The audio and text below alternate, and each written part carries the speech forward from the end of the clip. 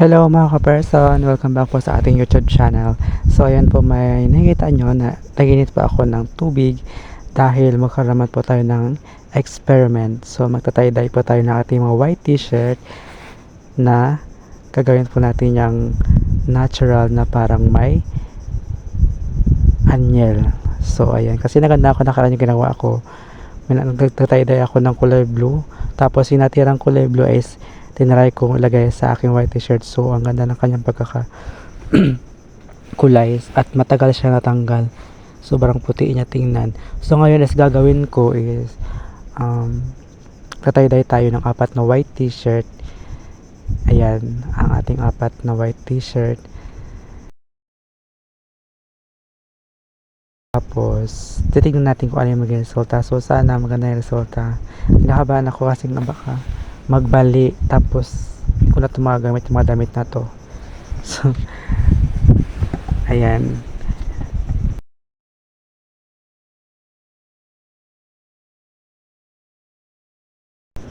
So ito yung ating gagamitin na jubos, color blue. 3 pieces yan pero dalawa lang gagamitin natin kasi baka masyadong mag color blue yung ating damit at hindi na siya maging white na may parang anyel.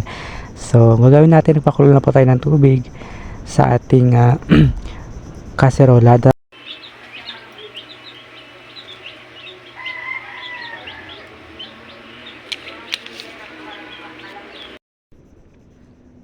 So ayan, dadagdagan na natin ng tubig para medyo marami. So dapat marami kasi yung tubig na ilalagay dyan, dapat puno yan siya. So yung tubig na then kapag kumulo yan, talagyan po yan natin na isang kutsarang asin, tapos pakuloyin natin, then ibubuhos po natin yung jubos natin. So dapat maraming tubig yan. Ayan, ilalagay na po natin na isang kutsarang asin.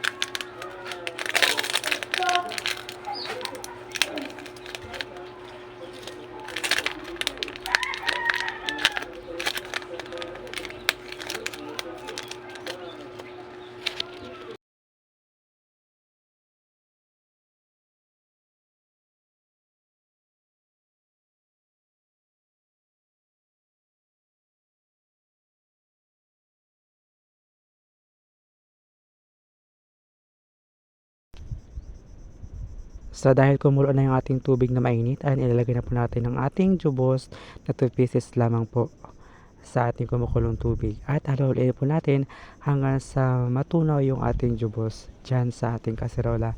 Then, pakuluan lang po natin ng 8 minutes or 10 minutes bago po natin tanggalin at bago natin ibuhos sa ating mga damit na kukulayan. So, wait lang po natin kumulo para na kumulo.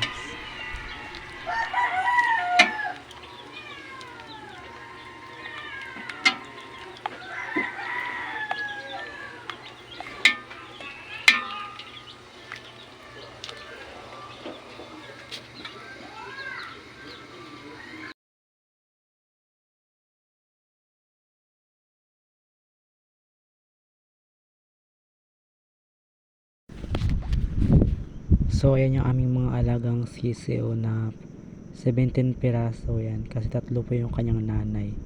So iko na lang namin para mas mabilis mangitlog ulit yung kanyang nanay.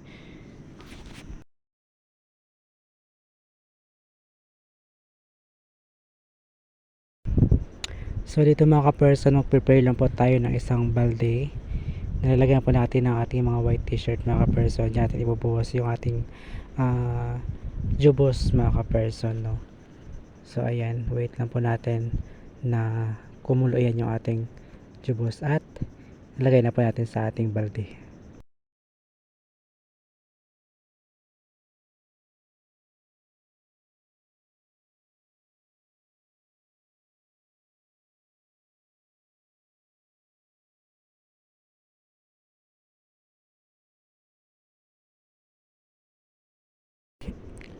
Ayan mga ka-person, at pwede na po natin ibuhos yung ating jubos sa ating balde. Try natin ng konti lang kung goods yung maging effect niya.